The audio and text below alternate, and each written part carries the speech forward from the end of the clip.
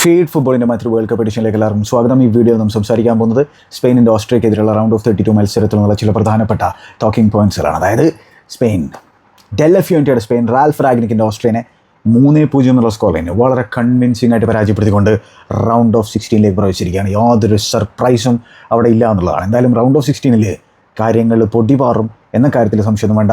Portugal versus സ്പെയിനാണ് നമുക്കായിട്ട് കാത്തിരിക്കുന്നത്. Nations ലീഗിൽ 2 ടീമുകളും തമ്മിൽ ഏറ്റുമുട്ടിയിട്ടുണ്ടായിരുന്നു. അന്ന് സ്പെയിൻ പരാജയപ്പെടുന്നത് നമുക്ക് കാണാൻ സാധിച്ചിട്ടുണ്ടായിരുന്നത്. എന്ത് സംഭവിക്കും ഇത്തവണ? അത് കാണാൻ ഫുട്ബോൾ ആരാധകർ വളരെ അക്ഷമരായിട്ട് കാത്തിരിക്കുകയാണെന്നുള്ളതാണ് ഞാൻ മനസ്സിലാക്കുക. എന്തായാലും ഈ മത്സരത്തിലേക്ക് വന്നു കഴിഞ്ഞിട്ടുണ്ടെങ്കിൽ ഓസ്ട്രിയയെ സംബന്ധിച്ചോളം 72 വർഷങ്ങൾക്ക് ശേഷമാണ് അവർ വേൾഡ് കപ്പിൻ്റെ നോക്കൗട്ടിലേക്ക് കടക്കുന്നത് എന്നുള്ള കാര്യം ഓർക്കേണ്ടതുണ്ട്. അപ്പോൾ ആ രീതിയിൽ അവരെ സംബന്ധിച്ചിടത്തോളം ഇതൊരു സ്പെഷ്യൽ ഒക്കേഷൻ ആയിരുന്നു. അവരുടെ ആ ഒരു 4-4-2 മിഡ് ബ്ലോക്കിനെയൊക്കെ സ്പെയിന് തകർത്ത് തരിപ്പണമാക്കുന്ന നമുക്ക് കാണാൻ സാധിച്ചു. ഇതിൽ തന്നെ അലക്സ് ബയേന ലെഫ്റ്റിൽ സ്റ്റാർട്ട് ചെയ്യുന്നു, റൈറ്റിൽ ലമീൻ യമാൽ എന്ന് പറയുന്ന ആ ഒരു മാജിക്കുള്ള ചങ്ങായി. ഒയർസവാൽ വീണ്ടും സ്ട്രൈക്കറായിട്ട് സ്റ്റാർട്ട് ചെയ്യുന്നു. ഡാനി ഓൾമോ 10 റോഡ്രിയും പെഡ്രിയും ഡബിൾ പിവോട്ടിൽ നമുക്ക് കാണാൻ സാധിക്കുന്നുണ്ട്. പിന്നെയോ ഡിഫൻസിലേക്ക് പോയി കഴിഞ്ഞാൽ കുക്കുരേയ റൈറ്റ് ബാക്കായിട്ട് പെഡ്രോ പോറോ, കുബാർച്ചിയും അതേപോലെ തന്നെ ലപ്പോർട്ടും ഉനായ് സിമോണെ സംബന്ധിച്ചിടത്തോളം ഇപ്പോൾ മറ്റൊരു ക്ലീൻ ഷീറ്റ് കൂടി കരസ്ഥമാക്കിയിരിക്കുകയാണ്. അതായത് ഈ വേൾഡ് കപ്പിൽ ഇതുവരെ സ്പെയിൻ ഒരു ഗോൾ പോലും കൺസീഡ് ചെയ്തിട്ടില്ല എന്നുള്ള കാര്യമാണ്. 2010 ഇവർ വേൾഡ് കപ്പ് അടിക്കുമ്പോൾ വെറും 8 ഗോളുകൾ മാത്രമേ അടിച്ചിട്ടുണ്ടായിരുന്നുള്ളൂ. അതൊരു ഒരു ഫേമസ് സ്പാനിഷ് സൈഡായിരുന്നു അല്ലേ, ഭയങ്കരമായിട്ടുള്ള ടിക്കി ടാക്ക ഫുട്ബോളൊക്കെ കളിക്കുന്ന തരത്തിലുള്ള ആ ഒരു സ്പാനിഷ് സൈഡ് സംബന്ധിച്ചോളം വെറും 8 ഗോളുകൾ അടിച്ചുകൊണ്ടാണ് അവർ ആ വേൾഡ് കപ്പ് അടിച്ചിട്ടുണ്ടായിരുന്നത്. അന്ന് പക്ഷേ അവരുടെ ഡിഫൻസ് ആബ്സല്യൂട്ട്ലി ബ്രില്യൻ്റ് ആയിരുന്നു. അവർ വെറും 2 ഗോളുകൾ മാത്രമേ ടൂർണമെൻറ്റിൽ കൺസീഡ് ചെയ്തിട്ടുണ്ടായിരുന്നുള്ളൂ. അപ്പോൾ എന്തായാലും ഇവിടെ 4 മത്സരങ്ങൾ കഴിയുമ്പോൾ ഒറ്റ ഗോൾ പോലും കൺസീഡ് ചെയ്തിട്ടില്ല എന്ന് മാത്രമല്ല 4 ക്ലീൻ ഷീറ്റുകളാണ് ഉനായ് സിമോണെ സംബന്ധിച്ചോളം അദ്ദേഹത്തിൻ്റെ പേരിലിരിക്കുന്നത്. ഈ മത്സരത്തിൽ ഒരൊറ്റ ഷോട്ട് ഓൺ ടാർഗറ്റ് പോലും നേരിട്ടിട്ടില്ല എന്നുള്ള കാര്യം ഓർക്കണം. പക്ഷേ അവിടെ അങ്ങനെ പറയുമ്പോഴും നമ്മൾ സ്പെയിനിൻ്റെ പോസിറ്റീവ്സിനെ കുറിച്ച് പറയാൻ നിൽക്കുമ്പോഴും ആദ്യം തന്നെ ചെറിയൊരു കാര്യം പറഞ്ഞു വെക്കേണ്ടതായിട്ട് അപ്പോൾ പോർച്ചുഗലിൻ്റെ മത്സരത്തിൽ വളരെ ഇമ്പോർട്ടൻ്റ് ആയിട്ടുള്ളൊരു കാര്യമായിരിക്കും. അതായത് ക്രോസുകൾ വരുമ്പോൾ ആകെ ഓസ്ട്രിയ 1-2 തവണ മാത്രമാണ് ത്രെട്ടൻ ചെയ്യുന്ന പോലെ ഉണ്ടായിരുന്നുള്ളൂ. അതും വളരെ ഹാഫ് ചാൻസുകൾ എന്ന രീതിയിൽ പറയാൻ പറ്റുന്ന തരത്തിലുള്ള സംഭവങ്ങൾ. അത് ബോക്സിലേക്ക് ക്രോസുകൾ വരുന്ന സാഹചര്യത്തിലാണ്. ഫസ്റ്റ് ഹാഫിലും അത്തരത്തിലൊരു മൊമെൻറ്റം നമ്മൾ കണ്ടിട്ടുണ്ടായിരുന്നു, സെക്കൻഡ് ഹാഫിലും അത്തരത്തിലൊരു മൊമെൻറ്റം നമ്മൾ കണ്ടിട്ടുണ്ടായിരുന്നുള്ളതാണ്. ആ ക്രോസ് വരുമ്പോൾ ഇത്തിരി ഒരു പ്രശ്നം നമുക്ക് സ്പാനിഷ് ഡിഫൻസിൽ കാണാൻ സാധിക്കുന്നുള്ളതാണ്. അപ്പോൾ അത് കൂടുതൽ ക്രോസുകളും കാര്യങ്ങളൊക്കെ പോർച്ചുഗലിനെതിരെ അവർ നേരിടേണ്ടി വരും എന്നുള്ളതൊരു ഇമ്പോർട്ടൻ്റ് ആയിട്ടുള്ള സംഭവം തന്നെയാണ്. പിന്നെ എന്താണ് ഈ കുക്കുരയുടെ പൊസിഷനിങ് ശരിക്കും ഓസ്ട്രിയയുടെ ആ ഒരു 4-4-2 ബ്ലോക്കിന് പ്രശ്നം സൃഷ്ടിക്കുന്ന ഒരു സംഭവമായിരുന്നു. കാരണം വെച്ചാൽ കുക്കുരയാണ് ആ ഒരു ലെഫ്റ്റ് ഏരിയയിൽ വിട്ട് പ്രൊവൈഡ് ചെയ്യുന്നുണ്ടായിരുന്നു. ഒബ്വിയസ്ലി ബയനയും കളിക്കുന്നുണ്ട്. ബയനയും കുക്കുരയും തമ്മിലുള്ള ഒരു കോമ്പിനേഷൻ പ്ലേ നമുക്ക് ആ ഒരു ലെഫ്റ്റ് സൈഡിൽ കാണാൻ സാധിക്കുന്നുണ്ട്. ബയനെ സംബന്ധിച്ചിടത്തോളം ആൾ ഈ ടൂർണമെൻറ്റിൽ ഗ്രോ ചെയ്ത് വരുന്നതാണ് നമുക്ക് കാണാൻ സാധിക്കുന്നത്. പിന്നെ അപ്പുറത്താണെങ്കിൽ ലമീൻ യമാലും പെഡ്രോ പോറോയും സിങ്ക് ചെയ്ത് കളിക്കുന്നുണ്ട്. ഇപ്പോൾ പോറോയുടെ ചില ഡെലിവറീസ് ഒന്നും അത്ര നല്ലതായിരുന്നില്ല ബോക്സിലേക്കുള്ളതാണ്. പിന്നെ മാത്രമല്ല ഈ ടൂർണമെൻറ്റിൽ ഏറ്റവും കൂടുതൽ ഗ്രൗണ്ട് ക്രോസുകൾ കൊടുക്കുന്ന ടീമുകൾ എന്ന് പറഞ്ഞാൽ ഒന്ന് സ്പെയിനും മറ്റൊന്ന് ബെൽജിയമാണ്. അപ്പോൾ അത്തരത്തിലുള്ള ഒരുപാട് ഗ്രൗണ്ട് ക്രോസുകൾ നമുക്ക് ഈ മത്സരത്തിൽ കാണാൻ സാധിക്കുമായിരുന്നു. അതേ രീതിയിൽ തന്നെയാണ് ഒയർസവാൽ അദ്ദേഹത്തിൻ്റെ 2ാമത്തെ ഗോൾ അടിച്ചിട്ടുണ്ടായിരുന്നത്. What a pass, what a cross. കുക്കുരയെ സംബന്ധിച്ചോളം ഫാന്റാസ്റ്റിക് ഗെയിം ആയിരുന്നു എന്നുള്ള കാര്യത്തിൽ സംശയമൊന്നും വേണ്ട. ലമീൻ യമാലിനാണ് മാൻ ഓഫ് ദ മാച്ച് അവാർഡൊക്കെ കൊടുത്തിട്ടുണ്ടായിരുന്നത്. അത് എനിക്കറിയില്ല, കുക്കുരയ ഒയർസവാൽ ഇവരൊക്കെ ബെറ്റർ ഗെയിമായിരുന്നു ലമീനേക്കാളും, അല്ലെങ്കിൽ ബെറ്റർ ഇമ്പാക്റ്റ് ഉണ്ടാക്കിയിട്ടുണ്ടായിരുന്നതാണ്. Lamine Yamal had a good game, fantastic game. 10+ ഡ്രിബിളുകളും 10+ ടച്ചസും ഒക്കെ ഓപ്പോസിറ്റ് ബോക്സിൽ ചങ്ങായി നടത്തിയിട്ടുണ്ടായിരുന്നു. ആൾ ഹാവക്ക് സൃഷ്ടിച്ചിട്ടുണ്ടായിരുന്നു. ലെയ്മറിനായിരുന്നു ആളിനെ മേയ്ക്കാനുള്ള പണി കൊടുത്തിട്ടുണ്ടായിരുന്നു റാൽഫ് റാഗ്നിക്ക്. പക്ഷേ ലെയ്മർ ഇടങ്ങറാവുന്നതാണ് നമുക്ക് കാണാൻ സാധിച്ചിട്ടുണ്ടായിരുന്നത്. 1-2 മൊമെൻറ്റ്സിൽ ലെയ്മർ ഫൗൾ ചെയ്യാനുള്ള ശ്രമവും ആ രീതിയിൽ ഫിസിക്കലാകാനുള്ള ശ്രമമൊക്കെ ഉണ്ടായിരുന്നെങ്കിൽ പോലും ആളുടെ മെഗ് ചെയ്ത് പോകുന്ന ലമീൻ നമ്മൾ കാണുന്നു. യെസ്, സക്സസ്ഫുൾ ആയിട്ടുണ്ടായിരുന്നില്ല. അതേപോലെ തന്നെ നോ ലുക്ക് പാസ് കൊടുക്കുന്ന ലമീൻ നമ്മൾ കാണുന്നു. ആ ഫ്ലാംബോയൻസും ഫ്ലെയറും എല്ലാം നമുക്ക് ലമീൻ്റെ ഗെയിമിൽ കാണാൻ സാധിക്കുന്നു. പക്ഷേ സ്റ്റിൽ എന്താണ്, ഇനിയും 1-2 ഗിയറുകൾ കൂടി അദ്ദേഹത്തിൻ്റെ ഗെയിമിലുണ്ട്, മൊത്തത്തിൽ സ്പെയിനിൻ്റെ ഗെയിമിലുണ്ട് എന്നുള്ളതാണ് ഞാൻ മനസ്സിലാക്കുന്നത്. ഇനിയും കുറച്ചുകൂടെ ഗിയർ ഷിഫ്റ്റ് ചെയ്യാൻ പറ്റുന്ന പാകത്തിലുള്ളൊരു സൈഡാണ് ഈ സ്പാനിഷ് സൈഡ്. പക്ഷേ അവർ ടൂർണമെൻറ്റിൽ ഗ്രോ ചെയ്ത് വരുന്നത് തന്നെയാണ് നമുക്ക് കാണാൻ സാധിക്കുന്നതാണ് അല്ലേ. നമുക്കറിയാം ആ ഒരു യൂറോ അടിച്ചിട്ടുള്ള സൈഡിൽ 2 വിങ്ങിലും പറക്കുന്ന വിങ്ങർമാരുണ്ടായിരുന്നു. ഇവിടെ ബയനെ സംബന്ധിച്ചോളം ആളൊരു ടച്ച് ലൈൻ ടിപ്പിക്കൽ വിങ് പ്രൊഫൈലല്ല, പക്ഷേ ഡിസിഷൻ മേക്കിങ്ങിൽ കാര്യമായിട്ടുള്ള ഇമ്പ്രൂവ്മെൻറ്റ് ഇപ്പോൾ നമുക്ക് ബയനയുടെ ഗെയിമിൽ കാണാൻ സാധിക്കും. നല്ല രീതിയിൽ ലിങ്ക് ചെയ്ത് കളിക്കുന്നുണ്ട്, നല്ല സിങ്കിൽ കളിക്കുന്നുണ്ട് എന്നുള്ളതാണ് മനസ്സിലാക്കേണ്ട ഒരു സംഭവം. പിന്നെ മാത്രമല്ല ആ ഡിഫൻസിന് പ്രൊട്ടക്ഷൻ എന്ന രീതിയിൽ റോഡ്രി ഉണ്ട്. പെഡ്രി നല്ല രീതിയിലാണ് കളിച്ചത്. കഴിഞ്ഞ മത്സരത്തിലും പെഡ്രി വാസ് അൺബിലീവബിൾ. ഈ മത്സരത്തിലും പെഡ്രിയും റോഡ്രിയും നല്ല രീതിയിൽ തന്നെയാണ് കളിച്ചിട്ടുള്ളത്. റോഡ്രി എന്താ പറയുക, ഈ ടീമിൻ്റെ വളരെ ഇമ്പോർട്ടൻ്റ് ആയിട്ടുള്ള ഒരു ഫിഗറാണെന്നുള്ള കാര്യത്തിൽ സംശയമൊന്നും വേണ്ട. പിന്നെ ഈ ലമീൻ യമാലിനെ പോലുള്ള ഒരു പ്ലെയർ ഒരു മാവറിക്ക് കളിക്കുമ്പോൾ ഒരു പ്രത്യേകത എന്താണെന്നറിയോ, ആളെന്തായാലും ഒരുപാട് പ്ലെയേഴ്സിനെ അദ്ദേഹത്തിലേക്ക് അട്രാക്ട് ചെയ്യിപ്പിക്കും. അത് സ്വാഭാവികമായിട്ട് നടക്കുന്നൊരു സംഭവമാണ്. അപ്പോൾ ബാക്കിയുള്ളവർക്ക് സ്പേസ് കിട്ടും. അത് വളരെ ക്ലീശി ആയിട്ടുള്ളൊരു ഡയലോഗാണ് ഫുട്ബോൾ. അത് നമുക്ക് ഈ മത്സരത്തിൽ കാണാൻ സാധിക്കുന്നില്ല. കാരണം അദ്ദേഹത്തിലേക്ക് ഭയങ്കരമായിട്ടുള്ള അറ്റൻഷൻ പോകുന്നു, ഓയർസബാലിന് സ്പേസ് കിട്ടുന്നു. ഡാനിയൽ ഓൾമോയുടെ ചില സിൽക്കി ടച്ചസും കാര്യങ്ങളൊക്കെ ഉണ്ടായിരുന്നു. പോഷ് എന്ന് പറയുന്ന ഡിഫൻഡർ സേവ് അല്ലെങ്കിൽ ക്ലിയറൻസ് നടത്തിയില്ലായിരുന്നെങ്കിൽ ഒബ്വിയസ്ലി അദ്ദേഹത്തിൻ്റെ പണി അതാണ്. പക്ഷേ ഡാനിയൽ ഓൾമോയുടെ അതായത് പെഡ്രിയും ലമീനും നല്ല രീതിയിൽ കമ്പൈൻ ചെയ്തിട്ട് ഡാനിയൽ ഓൾമോയ്ക്ക് ഒരു പാസ് കൊടുത്തിട്ടുണ്ടായിരുന്നു. ഡാനിയൽ ഓൾമോയുടെ റിട്ടേൺ അപ്രോക്സിലെ റിട്ടേൺ വാസ് ഗോർജിയസ് മാൻ. അത് പക്ഷേ പോഷ് നല്ല രീതിയിൽ ഡിഫെൻഡ് ചെയ്യുന്ന ഒരു കാര്യങ്ങളൊക്കെ ഉണ്ടായിരുന്നു.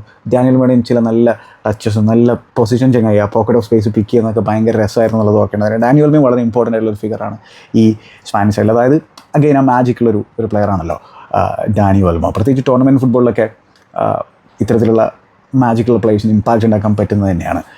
പിന്നെ എന്താണ് മത്സരത്തിൽ ഈ പറഞ്ഞ പോലെ ഓസ്ട്രിയയെ സംബന്ധിച്ചോളം അവർക്ക് ഈ സ്പെയിനിൻ്റെ എനർജിക്ക് മുമ്പിൽ നമുക്കറിയാം ഓസ്ട്രിയ ഭയങ്കര എനർജി കിട്ടിയുള്ള ഒരു സൈഡാണ്. അവർക്ക് നല്ല രീതിയിൽ പ്രസ് ചെയ്യാനും കൗണ്ടർ പ്രസ് ചെയ്യാനും കഴിവുള്ള തരത്തിലുള്ള സൈഡാണ്. കാരണം അവരുടെ മെയിൻ ആ ഒരു എത്തോസ് എന്ന് തന്നെ പറഞ്ഞു വെച്ചെങ്കിൽ റാൽഫ് റാഗ്നിക്കിൻ്റെ ടീമുകളുടെ എത്തോസ് എന്ന് പറഞ്ഞു വെച്ചെങ്കിൽ പ്രസ്സിങ്ങും എനർജിയും ഒക്കെ തന്നെയാണ്. പക്ഷേ ഈ സ്പെയിനിൻ്റെ എനർജിക്ക് മുമ്പിൽ അവർക്ക് പിടിച്ചിരിക്കാൻ സാധിക്കുന്നുണ്ടായിരുന്നില്ല. അതുമാത്രമല്ല സ്പെയിനിന് എനർജി മാത്രമല്ല ടെക്നിക്കൽ ക്വാളിറ്റി ഉണ്ട്. അതാണല്ലോ വ്യത്യാസമുള്ളത്. ഓസ്ട്രിയയെ സംബന്ധിച്ചിടത്തോളം അവരുടെ എനർജിയോടനുസരിച്ച് അവർക്ക് ടെക്നിക്കൽ ക്വാളിറ്റി കാഴ്ചവെക്കാൻ പറ്റുന്ന തരത്തിലുള്ള പ്രൊഫൈലുകൾ അവിടെ ഇല്ല എന്നുള്ളതാണ് മറ്റൊരു പ്രധാനപ്പെട്ട വിഷയമായിട്ടുള്ളത്. അപ്പോൾ അവർക്ക് പൊസിഷൻ കീപ്പ് ചെയ്യാൻ സാധിക്കുന്നില്ല. സ്പെയിനിൻ്റെ ഈ ഒരു പ്രസ്സിങ്ങും കൗണ്ടർ പ്രസ്സിങ്ങും ഒക്കെ അതാണ് ഇപ്പോഴും ഞാൻ വിചാരിക്കുന്നത് സ്പെയിൻ അവരുടെ ആ ഒരു ടോപ്പ് ഗിയറിലേക്ക് എത്തിയിട്ടില്ല. പക്ഷേ അതിൻ്റെ സൂചനകൾ നമുക്കിങ്ങനെ കാണിച്ചു തരാണ്. അവരുടെ pressing was fantastic, counter pressing was brilliant. പെട്ടെന്ന് തന്നെ ബോൾ വിൻബാക്ക് ചെയ്യുന്നു, ആ രീതിയിൽ പ്രശ്നങ്ങൾ സൃഷ്ടിക്കുന്നു. ഇപ്പോൾ ഉനായ് സിമോണെ സംബന്ധിച്ചിടത്തോളം ഞാൻ പറഞ്ഞല്ലോ വേൾഡ് കപ്പിൻ്റെ ചരിത്രത്തിൽ ഏറ്റവും കൂടുതൽ മിനിറ്റ് ഗോളുകൾ കൺസിഡർ ചെയ്യാത്ത ആളായിട്ട് മാറിയിരിക്കുകയാണ് ഉനായ് സിമോൺ എന്നുള്ള കാര്യം ഓർക്കേണ്ടതായിട്ടുണ്ട്. അതൊരു ഫാന്റാസ്റ്റിക് സംഭവമാണ്. ഈ ടൂർണമെൻറ്റ് തുടങ്ങുന്നതിന് മുമ്പ് നമ്മളിങ്ങനെ ചർച്ചകൾ നടത്തുന്നുണ്ടായിരുന്നു. അതായത് ആരായിരിക്കണം സ്പെയിനിൻ്റെ നമ്പർ 1 എന്നുള്ള രീതിയിലൊക്കെ. എനിവേ വലിയ ഇതിൽ ടെസ്റ്റ് ചെയ്യപ്പെട്ടില്ല എന്നുള്ളതൊരു യാഥാർത്ഥ്യമായിട്ടുള്ള സംഭവം തന്നെയാണ്. ഈ മത്സരത്തിലും കാര്യമായിട്ട് അദ്ദേഹത്തിന് ഒന്നും ചെയ്യാനുണ്ടായിരുന്നില്ല. പക്ഷേ ഡെലഫിയൻ്റെയുടെ അൺഡിസ്പ്യൂട്ടഡ് നമ്പർ 1 ഉനായ് സിമോൺ തന്നെയാണ്. കാരണം അത് ആ ഒരു പിന്നെ യൂത്ത് ടീമിൽ തുടങ്ങിയിട്ടുള്ളൊരു ബന്ധമാണ്. ഡേവിഡ് റായനെ പോലെയുള്ള കീപ്പർ അവിടെ ഇരിക്കുന്നുണ്ട്, ജോൻ ഗാർസിയനെ പോലെയുള്ള കീപ്പർ അവിടെ ഇരിക്കുന്നുണ്ട്. ഇവരുടെ കീപ്പിംഗ് ഏരിയയിലുള്ള സ്ട്രെങ്തിൻ്റെ ഡെപ്ത് ഒരു രക്ഷയില്ല എന്നുള്ളതാണ്. അപ്പോൾ ഉനായ് സിമോൺ ആ രീതിയിൽ ആരുടെ റെക്കോർഡാണ് തകർക്കുന്നത് വെച്ചാൽ വോൾട്ടർ സെങ്ക എന്ന് പറയുന്ന 90കളിലെ പിന്നെ ഇറ്റലിയുടെ കീപ്പർ 90 വേൾഡ് കപ്പിലാണ് ചെങ്ങായി അത്തരത്തിലുള്ള ഒരു റെക്കോർഡ് ചെയ്തിട്ടുണ്ടായിരുന്നത്. 517 മിനിറ്റ് ഗോളുകൾ കൺസിഡർ ചെയ്യാത്ത റെക്കോർഡാണ് ഇപ്പോൾ ഉനായ് സിമോൺ മറികടന്നിരിക്കുന്നത്. അതുപോലെ തന്നെ ഒബ്വിയസ്ലി അങ്ങനെ വേൾഡ് കപ്പിലെ റെക്കോർഡ് ഇടുമ്പോൾ സ്വാഭാവികമായിട്ടും ഈക്കർ കസിയസിൻ്റെ റെക്കോർഡ് ചങ്ങായി മറികടക്കുമല്ലോ. അത് തന്നെയാണ് സംഭവിച്ചിരിക്കുന്ന കാര്യങ്ങളാണ്. ഈക്കർ കസിയസ് 461 മിനിറ്റ് ആയിരുന്നു വേൾഡ് കപ്പിൽ കൺസിഡർ ചെയ്യാതിരുന്നത്. അത് ഉനായ് സിമോൺ മറികടക്കുന്ന സാധ്യത നമ്മൾ കണ്ടിരിക്കുകയാണ്. അതേപോലെ തന്നെ ഈ സ്പെയിനെ സംബന്ധിച്ചിടത്തോളം അവർ ഒരു നോക്കൗട്ട് മത്സരത്തിൽ മൾട്ടിപ്പിൾ ഗോളുകൾ അടിക്കുന്നത് 1994 ശേഷം ആദ്യമായിട്ടാണെന്നുള്ളതാണ്. അതായത് സ്വിറ്റ്സർലൻഡിനെ 3-0 എന്നുള്ള സ്കോറിനെ പരാജയപ്പെടുത്തിയതിനു ശേഷമുള്ള അവരുടെ ഒരു ബിഗ് നോക്കൗട്ട് വിക്ടറിയാണ് ഈ ഒരു സാധ്യത സംഭവിച്ചിരിക്കുന്നത്. മാത്രമല്ല 2010 ശേഷം ആദ്യമായിട്ടാണ് ഒരു നോക്കൗട്ട് മത്സരം ജയിക്കുന്നത്. ഒന്ന് ആലോചിച്ച് നോക്കിയേ. 2010 അവർ വേൾഡ് കപ്പ് അടിച്ചതിന് ശേഷം ആദ്യമായിട്ടാണ് ഒരു നോക്കൗട്ട് മത്സരം വേൾഡ് കപ്പിൽ ജയിക്കുന്നത്. ഇൻട്രസ്റ്റിംഗ് സംഭവമല്ലേ. അതായത് 2014 അവർ ഗ്രൂപ്പിൽ തന്നെ പുറത്താകുന്നു. 2018 റഷ്യയാണ് അവരെ പുറത്താക്കുന്നത് അല്ലേ, പെനാൽറ്റി ഷൂട്ടൗട്ടിൽ റൗണ്ട് ഓഫ് 16. 2022 മൊറോക്കോ അവരെ പുറത്താക്കുന്ന ഒരു കാര്യങ്ങൾ കാണുന്നു. അതിൽ തന്നെ 2018 അവരുടെ ഗോൾ ഓൺ ഗോൾ എങ്ങാനുമായിരുന്നു.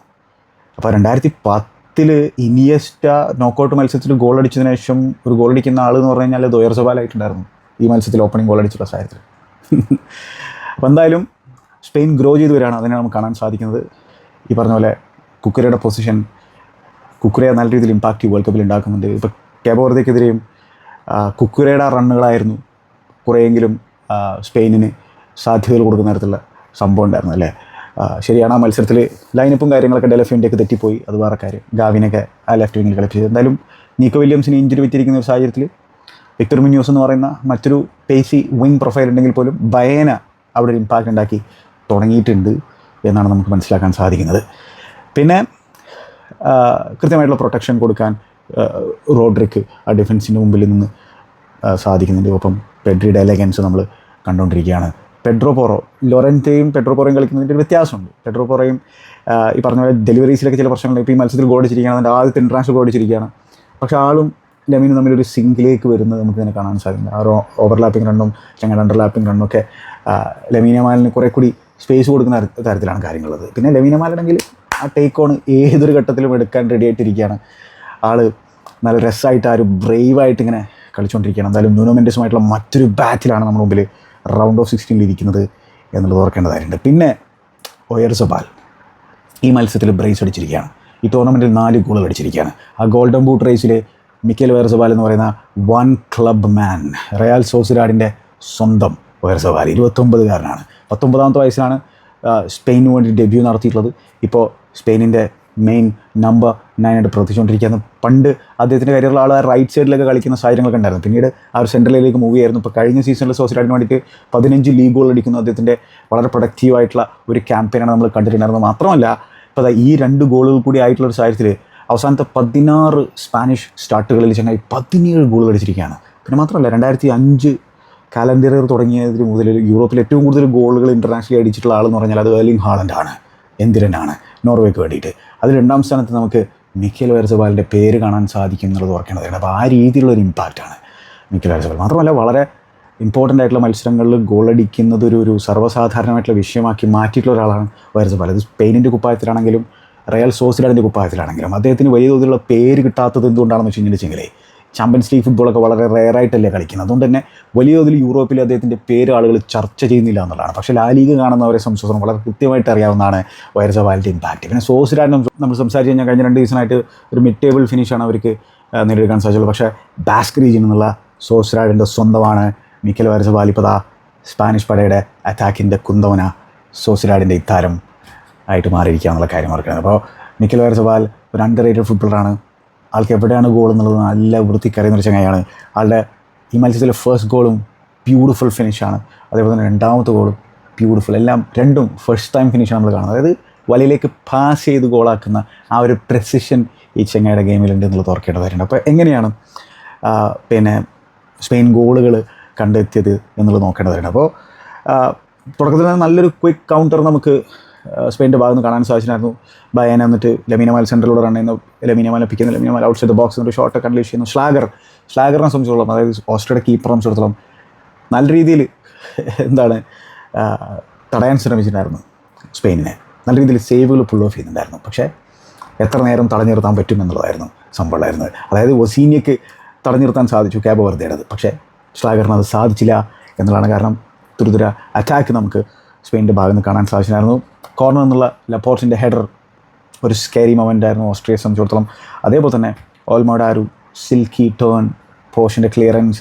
പിന്നെ നമ്മൾ കാണുന്നത് മത്സരത്തിൽ കുക്കുരയ സ്പെയിന് ലീഡ് എടുത്ത് കൊടുത്തു എന്നാണ് കരുതിയിട്ടുണ്ടായിരുന്നത്. പക്ഷേ അവിടെ ഗോൾ ഡിസോൽ ചെയ്യുന്നതാണ്. അപ്പോൾ ഇവിടെ നമ്മളിപ്പോൾ ഈ വേൾഡ് കപ്പിൽ കണ്ടുകൊണ്ടിരിക്കുന്ന ഒരു സംഭവം എന്ന് വെച്ചാൽ ഗോൾ കീപ്പർമാരെ നല്ല രീതിയിൽ പ്രൊട്ടക്റ്റ് ചെയ്യാനുള്ളൊരു ശ്രമം റഫറിയുടെ ഭാഗത്ത് നിന്ന് വരുന്നുണ്ടെന്നുള്ളതാണ്. അതായത് ലെമീൻ യമാലിൻ്റെ കോർണർ വരുന്നു. ആ ഒരു സാഹചര്യത്തിൽ കുബാർസിയാണെന്ന് തോന്നുന്നു കീപ്പറിലേക്ക് ലീൻ ചെയ്ത് പോയിട്ടുണ്ടായിരുന്നു.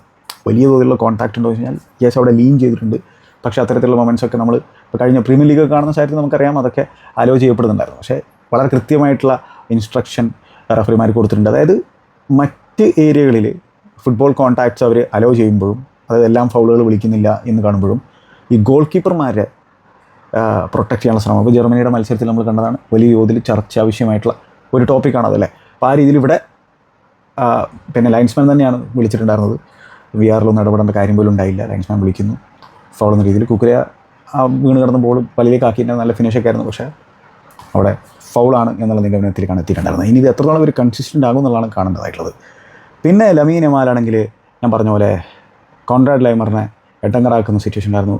എങ്ങടാ പോവുക, ഇൻസൈഡിലേക്ക് വരുമോ ഔട്ട് സൈഡിലേക്ക് പോവോ എന്നുള്ളതിൻ്റെ ഒരു ധാരണയില്ല. ആ അൺപ്രഡിക്റ്റബിൾ നേച്ചർ ഉണ്ട് ലെമീൻ്റെ ഗെയിമിൽ. ലെമീനാണെങ്കിൽ ആ ഒരു ഹാംസ്ട്രിങ് ഇഞ്ചുറി കഴിഞ്ഞ് വന്നിട്ടേ ഉള്ളൂ. ഞാനിപ്പോഴും വിശ്വസിക്കുന്നില്ല ലെമീൻ ഫുള്ളി ഫിറ്റ് ആയിട്ടുണ്ടെന്നുള്ളത്, ഫുള്ളി മാച്ച് ഫിറ്റ് ആയിട്ടുണ്ടെന്നുള്ളത്. പക്ഷേ still he is a difference maker അല്ലേ, ഒരു മുതലാണ്. അപ്പോൾ ആൾ മനോഹരമായിട്ട് ഡ്രിബിൾ ചെയ്തിട്ട് ആ ബൈലിൻ്റെ അടുത്ത് കൂടെ വന്നിട്ട് ഒരു ഷോട്ട് അൺലീഷ് ചെയ്യുന്നു, സ്ലാഗർ സേവ് ചെയ്യുന്നു. അപ്പോൾ ആ ഒരു മൊമെൻറ്റിൽ പിന്നെ എന്താണ് സ്പെയിൻ അത് റീസൈക്കിൾ ചെയ്തിട്ട് അത് ഒയർസബാലിലേക്ക് എത്തുന്നു. ഒയർസബാൽ ബോക്സിൻ്റെ ലെഫ്റ്റ് സൈഡിൽ നിന്ന് ലെഫ്റ്റ് ഫുട്ട് കൊണ്ട് ഒരു ഷോട്ട് അൺലീഷ് ചെയ്യുന്നു. അഗെയിൻ അത് സ്ലാഗറിൻ്റെ മുന്നിലാണ് വന്ന് ബൗൺസ് ചെയ്യുന്നത്. പക്ഷേ അഗെയിൻ ബ്യൂട്ടിഫുൾ സേവ് ചങ്ങായി പുൾ ഓഫ് നമ്മൾ കണ്ടിരിക്കുകയാണ്. ലെമീൻ യമാലാണെങ്കിൽ അഗെയിൻ ഡാൻസിങ് മൂവ് കാഴ്ചവെക്കുകയാണ്. ആളുടെ ചേഞ്ചിങ് ഡിറക്ഷൻ, ആളും പിടിച്ചാൽ കിട്ടുന്നില്ല. ആളുടെ ചുറ്റിലും ഓസ്ട്രിയൻ പ്ലേയേഴ്സ് ഉണ്ട്, പക്ഷേ സ്റ്റിൽ ആളുടെ ചേഞ്ചിങ് ഡിറക്ഷനൊക്കെ പറഞ്ഞു നിർത്താൻ സാധ്യതയില്ല. സ്റ്റിൽ ചങ്ങായി ഷോട്ടുകൾ അൺലീഷ് ചെയ്യാൻ ശ്രമിക്കുന്നു, അതേപോലെ തന്നെ ബാക്കിയുള്ളവരുമായിട്ട് ലിങ്ക് ചെയ്യാൻ ശ്രമിക്കുന്നു. ബയനയുടെ ഒരു ഫാൻറ്റാസ്റ്റിക് ഫ്രീ കിക്ക് നമ്മൾ ഉണ്ടായിരുന്നു, ബ്യൂട്ടിഫുൾ ഫ്രീ. അതിൽ ഫിംഗർ ടിപ്സ് ഉണ്ടോ കീപ്പറിൻ്റെ സ്ലാഗറിൻ്റെ?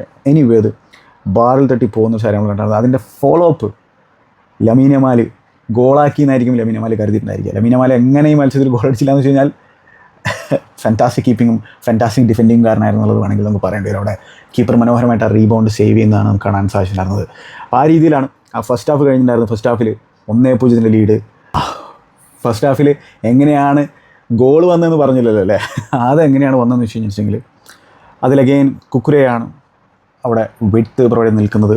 ഈ പറഞ്ഞ പോലെ ഇവരെ സംബന്ധിച്ച് ബയനൊക്കെ കുറച്ചുകൂടെ ഇൻസൈഡ് നിൽക്കുന്ന സാഹചര്യത്തിൽ ഇവരുടെ ഈ ഒരു 4-4-2 ബ്ലോക്കാണല്ലോ. അപ്പോൾ 4 men ആയിട്ടാണ് അവർ ഡിഫെൻഡ് ചെയ്യുന്നത്. അവർ നാരോയിട്ടാണ് ഡിഫെൻഡ് ചെയ്യുന്നത്. അവർ സെൻറ്ററിലൂടെയുള്ള ഒരു പ്രോഗ്രഷൻ തടയാനുള്ള ശ്രമമാണ് നടത്തുന്നത്. പക്ഷേ അപ്പോൾ കുക്കുരയ്ക്ക് സ്പേസും കാര്യങ്ങളും കിട്ടുന്നുണ്ട്. അപ്പോൾ കുക്കുരേനെ പിക്ക് ചെയ്യുന്നു. പിന്നെ ബയനയുടെ ആ റണ്ണ് വളരെ ഇമ്പോർട്ടൻ്റ് ആണ്. ആ ബോക്സിലേക്കുള്ള ആ റണ്ണ് അത് പിന്നെ ഒയർസവാലിനെ സംബന്ധിച്ചോളം പെർഫെക്റ്റ് ഫോൾസ് നയനാണ് ചങ്ങായി. ഒയർസവാൽ അവിടെ കൃത്യമായിട്ട് ആ കട്ട് ബാക്കിനായിട്ട് നിന്ന് കൊടുക്കുന്നുണ്ട്. അപ്പോൾ എന്താണ് ഈ ബയൻ ഒരാളെ കൊണ്ടുപോയപ്പോൾ അവിടെ ഒരു സ്പേസ് വരുന്നു. കുക്കുരേനെ സംബന്ധിച്ചോളം വളരെ മനോഹരമായിട്ടുള്ള വിഷൻ അവിടെ അദ്ദേഹത്തിനുണ്ട്. ആ കട്ട് ബാക്ക് കൊടുക്കുന്നു. ഒയർസവാലിൻ്റെ ഫിനിഷ് എക്സ്ക്യൂസിറ്റ് ഫിനിഷാണത്. First time finish. അത് പാസ് ചെയ്തതാണ് ചങ്ങായി വലയിലേക്ക്. അതിനുള്ള എബിലിറ്റി ഉള്ളൊരു ചങ്ങായാണ് ഒയർസവാൽ. അപ്പോൾ ആ രീതിയിലാണ് മത്സരത്തിൽ ആദ്യത്തെ ഗോള് സ്പെയിൻ അടിച്ചിട്ടുണ്ടായിരുന്നത്. അങ്ങനെ സെക്കൻഡ് ഹാഫിലേക്ക് കടക്കുന്നു.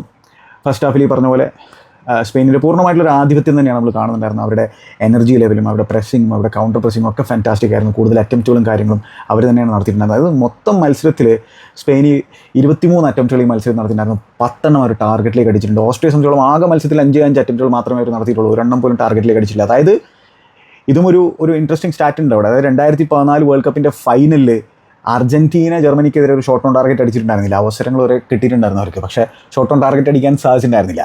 ഹിഗ്വൈൻ ആണെങ്കിലും പലാസിയൊക്കെ ആണെങ്കിലും ഓർമ്മയുണ്ടാവും ആളുകളെ സംബന്ധിച്ചിടത്തോളം. പ്രത്യേകിച്ച് അർജൻറ്റീനയുടെ ആരാധകർക്ക് നല്ല രീതിയിൽ ഓർമ്മയുണ്ടായിരിക്കും. അപ്പോൾ ആ മത്സരത്തിന് ശേഷം ഒരു വേൾഡ് കപ്പ് നോക്കൗട്ട് മത്സരത്തിൽ ഒരു ഷോട്ട് ഓൺ ടാർഗറ്റ് പിറക്കാത്തൊരു മത്സരം ഈ 2026 സ്പെയിൻ വേഴ്സസ് ഓസ്ട്രിയ മത്സരമാണെന്നുള്ള കാര്യം ഓർക്കേണ്ടതാണ്. അത് ഓസ്ട്രിയ 1 പോലും ടാർഗറ്റിലേക്ക് അടിച്ചിട്ടുണ്ടായിരുന്നില്ല. അപ്പോൾ ആ രീതിയിൽ ഉനായ് സിമോൺ ടെസ്റ്റ് ചെയ്യാൻ പോലും അവർക്ക് സാധിച്ചിട്ടുണ്ടായിരുന്നില്ല എന്നുള്ള കാര്യം ഓർക്കേണ്ടതാണ്. പിന്നെ സെക്കൻഡ് ഹാഫിലാണെങ്കിൽ ഈ സ്പെയിനെ സംബന്ധിച്ചിടത്തോളം അവർ പൊസഷൻ കീപ്പ് ചെയ്യുന്നു. അതോടൊപ്പം തന്നെ അവർ നല്ല രീതിയിൽ ബോൾ ഇങ്ങനെ മൂവ് ചെയ്യാണ്, അവർ സർക്കുലേറ്റ് ചെയ്യാണ് നല്ല രീതിയിൽ. ലമീൻ യമാലാണെങ്കിൽ ആ ഒരു വിങ്ങിൽ പ്രശ്നങ്ങൾ സൃഷ്ടിക്കുകയാണ്. അപ്പോൾ ഇവർ മൊത്തത്തിൽ ടയേർഡായി പോകുന്നത് നമുക്കിങ്ങനെ വളരെ വിസിബിളി കാണാൻ സാധിക്കുന്നുണ്ടായിരുന്നു. അവരുടെ കോൺസെൻട്രേഷൻ ലെവൽ മാറുന്നത് നമുക്ക് കാണാൻ സാധിക്കുന്നുണ്ടായിരുന്നു. അത് 1-0 നിൽക്കുകയാണ്, പക്ഷേ സ്റ്റിൽ അവരുടെ കോൺസെൻട്രേഷൻ ലെവൽ മാറണം. അപ്പോൾ ഇത്തരത്തിലുള്ള ഈ ലമീൻ യമാലെ പോലെയുള്ള പ്ലെയേഴ്സൊക്കെ ഉണ്ടല്ലോ, അവരിങ്ങനെ പ്ലേയേഴ്സിന് വട്ടം കറക്കുന്നതോടുകൂടി അവരുടെ കോൺസെൻട്രേഷൻ ലെവൽ വലിയ പ്രശ്നമാകും. അപ്പുറത്ത് ബാക്കിയുള്ളവർക്ക് സ്പേസ് ഓപ്പൺ അപ്പ് ആകുന്ന സാഹചര്യം ഉണ്ടായിരിക്കും. അതേപോലെ തന്നെ കുക്കുരയുടെയും ഈ അൺലിമിറ്റഡ് റണ്ണുകൾ, എത്ര റണ്ണ് വേണമെങ്കിലും നടത്തുന്ന ആ ഒരു ഭയങ്കരമായിട്ടുള്ള അത്ലറ്റിക്സും കാര്യങ്ങളൊക്കെ കുക്കുരയെ കാഴ്ചവെക്കുന്നതാണ്. അപ്പോൾ ആ രീതിയിൽ പിന്നെ പെഡ്രി എന്നൊക്കെ പറഞ്ഞു വെച്ചെങ്കിൽ പിന്നെ വളരെ റിസ്ക് അവേഴ്സ് ആയിട്ടുള്ള പാസുകളാണ് ചങ്ങായി കൊടുക്കുന്നുണ്ടായിരുന്നത്. പെഡ്രി കുറേ കൂടി റിസ്കി ആയിട്ടുള്ള പാസുകളും കാര്യങ്ങളും ചങ്ങായി കൊടുക്കാൻ ശ്രമിക്കുന്നുണ്ടായിരുന്നു. ഗ്ലൈഡ് ചെയ്ത് പോകുന്ന പെഡ്രിനെ നമുക്ക് കാണാൻ സാധിക്കുന്നുണ്ടായിരുന്നു. പെഡ്രിയും ലമീനും കമ്പൈൻ ചെയ്യാൻ ശ്രമിക്കുന്നുണ്ടായിരുന്നു. പെഡ്രിയും ഓൾമോയും കമ്പൈൻ ചെയ്യാൻ ശ്രമിക്കുന്നുണ്ടായിരുന്നു. പെഡ്രി ഈവൻ ആ ഒരു ഡിഫെൻസീവ് കവർ മനോഹരമായിട്ട് കൊടുക്കുന്ന നമുക്ക് കാണാൻ സാധിക്കുന്നത്. അതായത് ഇവരുടെ കൗണ്ടർ പ്രസിംഗ് എന്നൊക്കെ പറഞ്ഞാൽ അതിൽ പെഡ്രിയും റോഡ്രിയും ഓൾമോയും അവരുടെ അറ്റാക്കിംഗ് പ്ലേയേഴ്സും എല്ലാവരും ഒരുപോലെ കോൺട്രിബ്യൂട്ട് ചെയ്യുന്ന നമ്മൾ കണ്ടുകൊണ്ടിരിക്കുന്നത്. അതിൽ പെഡ്രിയൊക്കെ ഫാൻറ്റാസ്റ്റിക് ആയിട്ടാണ് ആ ബോൾ റിക്കവർ ചെയ്യാനുള്ള ശ്രമങ്ങൾ നടത്തിക്കൊണ്ടിരിക്കുന്നത്. അപ്പോൾ എന്തായാലും വിസിബിളി ഓസ്ട്രിയ ടയേർഡായി പോകുന്നതും മത്സരത്തിന് ശേഷം റാൽഫ് റാഗ്നിക്ക് പറഞ്ഞതും തന്നെയാണ് ക്വാളിറ്റി. ആ ക്വാളിറ്റിക്ക് മുമ്പിൽ നമുക്കൊന്നും ചെയ്യാൻ പറ്റിയിട്ടുണ്ടായിരുന്നില്ല എന്നുള്ളതാണ് പുള്ളി പറഞ്ഞു വെച്ചിട്ടുണ്ടായിരുന്നത്. അപ്പോൾ എനിവേ ഇതൊക്കെ വീണ്ടും ഞാൻ പറയാണ് ഇവർക്ക് ഇനിയും ചില ഗിയറുകൾ മുമ്പോട്ട് പോകാനുണ്ട് എന്നുള്ളതാണ്. അതാണ് സ്കെയറി ആയിട്ടുള്ളൊരു കാര്യമായിട്ടുള്ളത്. പിന്നെ എങ്ങനെയാണ് മത്സരത്തിലെ 2ാമത്തെ ഗോൾ ഇവരടിക്കുന്നത്? അതിൽ തന്നെ സെക്കൻഡ് ഹാഫ് തുടങ്ങിയപ്പോൾ തന്നെ ഇവരുടെ ഈ കൗണ്ടർ പ്രസിങ്ങും ആ രീതിയിൽ അവർ ബോൾ വിൻ ബാക്ക് ചെയ്യുന്ന ഒയർസവാലിൻ്റെ ഒരു ഷോട്ട് ഔട്ട്സൈഡ് ദ ബോക്സ് നമ്മൾ കണ്ടിട്ടുണ്ടായിരുന്നു. 2ാമത്തെ ഗോൾ വരുന്നത് അഗെയിൻ അതിൽ കുക്കുരയുടെ മൂവ്മെൻറ്റ് വളരെ ഇമ്പോർട്ടൻ്റ് ആണ്. അതായത് വൈഡ് ഏരിയയിലുള്ള കോമ്പിനേഷൻ പ്ലേ ഈ സ്പാനിഷ് സൈഡിൽ വളരെ ഇമ്പോർട്ടൻ്റ് ആയിട്ട് മാറിക്കൊണ്ടിരിക്കുകയാണ്. നമ്മൾ ആ യൂറോയിൽ കൂടുതലും ഇവരുടെ കൗണ്ടർ അറ്റാക്കിംഗ് സ്റ്റൈലാണ് ഇമ്പാക്റ്റ് ഉണ്ടാക്കുന്നതായിട്ട് നമ്മൾ കണ്ടിട്ടാണ്. ഇപ്പോൾ ആ ഒരു വൈഡ് ഏരിയയിലുള്ള കോമ്പിനേഷൻ നമ്മൾ കാണാണ്. അപ്പുറത്താണെങ്കിൽ ലമീൻ യമാലും പെഡ്രോ പോറയും ഓൾമയൊക്കെ ഇൻവോൾവ് ചെയ്തിട്ടുള്ളത്. ഇപ്പുറത്തും അതേപോലെ ഓൾമ നമ്പർ 10 ആണല്ലോ, പുള്ളി ഇൻവോൾവ് ചെയ്യുന്നുണ്ട്. കുക്കുരയും അതേപോലെ തന്നെ ബയനയും. അപ്പോൾ ഇതിൽ തന്നെ കുക്കുരയുടെ റണ്ണ് ശ്രദ്ധിക്കണം നിങ്ങൾ. ബയനെ കൊടുക്കുന്നു, ബയനയാണ് വിട്ടുപെടി നിൽക്കുന്നത്. ഡാനിയൽമ ഒരു ഔട്ട്സൈഡ് ദ ബോക്സിൽ നിൽക്കുന്നുണ്ട്. കുക്കുരയുടെ ആ റണ്ണ് ബോക്സിലേക്കുള്ള ആ 2 ലാപ്പിംഗ് റണ്ണ് സ്പേസ് ജനറേറ്റ് ചെയ്യുകയാണ്. അപ്പോൾ ഓൾമോനെ പിക്ക് ചെയ്യുന്നു. ഓൾമോനെ പ്രസ് ചെയ്യാൻ ശ്രമിക്കുന്നുണ്ട് ഓസ്ട്രിയ. പക്ഷേ ചങ്ങായി അത് കുക്കറേക്ക് റിലീസ് ചെയ്ത് കൊടുക്കും. കുക്കറേയും പ്രസ് ചെയ്യാൻ ശ്രമിക്കുന്നുണ്ട്. കുക്കറയുടെ നിന്ന് ബോൾ നഷ്ടപ്പെടുന്നു വിചാരിക്കുന്ന സാഹചര്യത്തിൽ കുക്കറെ അത് ആലക്സ് ബാനയ്ക്ക് കൊടുക്കുകയാണ്. ബായനെ ബോക്സിൻ്റെ ലെഫ്റ്റ് സൈഡിൽ നിന്ന് ക്രോസ് കൊടുക്കുകയാണ്. അപ്പോഴേക്കും ഈ ഫുൾ ബാക്ക് സംബന്ധിച്ചോളം ആളെ റൈറ്റ് ഹാഫ് സ്പേസിലേക്ക് നീങ്ങും. കാരണം വെച്ചാൽ റൈറ്റ് ഏരിയയിൽ വിട്ട് പ്രൊവൈഡ് ചെയ്ത് നിൽക്കുക ചിലപ്പോൾ ലമീനാവുമല്ലോ. ലമീനാകുമ്പോൾ ഈ ചങ്ങായി ഇൻസൈഡ് റണ്ണാണെന്ന് നടത്തുക. അപ്പോൾ ഈ ചങ്ങായി അവിടെ ഒരു ഓപ്പർച്യൂണിറ്റി കണ്ടിട്ട് എന്താണ് ആ ഒരു സ്ട്രൈക്കറിൻ്റെ റൺ നടത്തുന്നു. ബോക്സിലേക്ക് ഒരു മിഡ്ഫീൽഡർ ക്രാഷ് ചെയ്ത് വരുന്ന പോലെ ക്രാഷ് ചെയ്തിട്ട് ഹെഡ് ചെയ്ത് ഗോളാക്കുകയാണ്. തൻ്റെ ആദ്യത്തെ ഇൻ്റർനാഷണൽ ഗോൾ പെഡ്രോ പോറോ അടിച്ചിരിക്കുകയാണ്. ക്രോസുകളൊക്കെ ഇത്തിരി പ്രശ്നങ്ങളുണ്ടായിരുന്നെങ്കിലും അവിടെ കൃത്യമായിട്ടും ചങ്ങായി മനോഹരമായിട്ട് ആ ഒരു ബോക്സിലേക്ക് അറൈവ് ചെയ്ത് വരുന്നതാണ്. അതും ഡിഫെൻഡ് ചെയ്യാൻ ഇത്തിരി പാടുള്ളൊരു സംഭവമാണ്. അങ്ങനെയാണ് രണ്ടാമത്തെ ഗോൾ അടിച്ചിട്ടുണ്ടായിരുന്നത്. പിന്നെ എന്താണ് Lamine Yamal towards end of the game എങ്ങനെ ഗോൾ അടിച്ചില്ല എന്നാണ് ഞാൻ ആലോചിക്കുന്നത്. അതായത് ഓയർസബാലിൻ്റെ ഫാൻറ്റാസ്റ്റിക് ലെഫ്റ്റിലേക്കുള്ള മൂവ്മെൻറ്റ് കട്ട് ബാക്ക് കൊടുക്കുന്നു. അത് ലമീനിലേക്ക് വന്ന് വീഴാണ്. അവിടെ ബോക്സിൽ നിൽക്കുന്ന ലമീനിലേക്ക് വന്ന് വീഴാണ്. ഇവൻച്വലി ലമീൻ്റെ attempt Alaba goal line clearance നടത്താണ്. Fantastic defending. പക്ഷേ തേർഡ് ഗോൾ വരുന്നു. തേർഡ് ഗോൾ ടുവേർഡ്സ് എൻഡിൽ വന്നു. അതിൽ പറഞ്ഞ പോലെ കുക്കറയ ലെഫ്റ്റിൽ വൈഡായിട്ട് നിൽക്കുന്നുണ്ട്. ആളിലേക്ക് പാസ് കൊടുക്കുന്നു. ആളുടെ ആ ഒരു ബോക്സിലേക്കുള്ള ഒരു ക്രോസ് ഉണ്ടായിരുന്നില്ല. ആ ലോ ക്രോസ്, ആ grounded cross, that was unbelievable cross. What a pass. Oyarzabal one ടച്ചിൽ അത് ഫിനിഷ് ചെയ്യണം. 3-0. ഓയർസബാലിൻ്റെ ബ്രേസ്, സ്പെയിനിൻ്റെ 3 ഗോളുകൾ. അപ്പോൾ ആ രീതിയിൽ സ്പെയിൻ നല്ല കോൺഫിഡൻസിലാണ് ആ റൗണ്ട് ഓഫ് 16 പോകുന്നത്.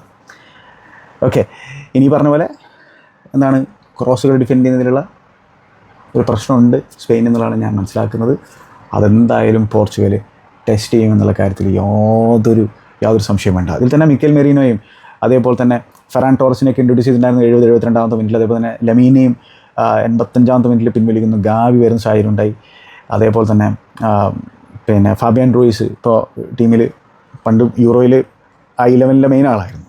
അപ്പോൾ ആ 11 നിന്നും ആളുടെ സ്ഥാനം പോയിട്ടുണ്ട്. ഫാബിയൻ റൂയിസ് വരുന്ന സാഹചര്യമൊക്കെ നമ്മൾ കണ്ടിട്ടുണ്ടായിരുന്നു. അപ്പോൾ ആ രീതിയിൽ സ്പെയിൻ സംബന്ധിച്ചോളം ഒരു ടോട്ടൽ ഡോമിനൻസ് എന്ന രീതിയിൽ തന്നെ ഓൺ ദ ബോളും ഓഫ് ദ ബോളും അവരുടെ ഡോമിനൻസ് കണ്ടിട്ടുള്ളൊരു മത്സരമാണ്. ഓസ്ട്രേലിയ സംബന്ധിച്ചോളം കാര്യമായിട്ട് അവർക്ക് ഒന്നും ചെയ്യാൻ സാധിച്ചിട്ടുണ്ടായിരുന്നില്ല ഈ സ്പെയിനെതിരെ എന്നുള്ളതാണ് ഞാൻ മനസ്സിലാക്കുന്നത്. അവർ ടയറായിപ്പോയി. അതായത് ഇവർ ഓടി ഈ സ്പെയിൻ പ്ലേയേഴ്സിന് പിന്നാലെ ഓടി ടയർഡാകുന്ന ചിത്രമാണ് നമുക്ക് ഈ മത്സരത്തിൽ കാണാൻ സാധിക്കുന്നത്. അഗെയിൻ ഞാൻ പറയുകയാണ്, റോഡ്രി വളരെ ഇമ്പോർട്ടൻ്റ് ആയിട്ടുള്ള ഒരു ഫിഗറാണ്. വലിയ തോതിൽ റെസ്റ്റ് ചങ്ങായിക്ക് കിട്ടിയിട്ടില്ല എന്നുള്ളത് വേണമെങ്കിൽ ഒരു കൺസേൺ ആയിട്ട് പറയാൻ പറ്റില്ലേ. അപ്പോൾ എന്തായാലും ഈ മത്സരത്തിലൊക്കെ വേണമെങ്കിൽ സുബിമെൻഡിക്ക് കുറച്ച് മിനിറ്റ്സൊക്കെ കൊടുത്ത് നോക്കാമായിരുന്നു. അപ്പോൾ അതാണ് ഈ മത്സരത്തെക്കുറിച്ച് എനിക്ക് നിങ്ങളോട് പറയാനുള്ളത്. മറ്റൊരു അധ്യായത്തിൽ നമുക്ക് വീണ്ടും കാണാം. ഇംഗ്ലണ്ടിനെ കുറിച്ച് സംസാരിക്കാം. Good bye.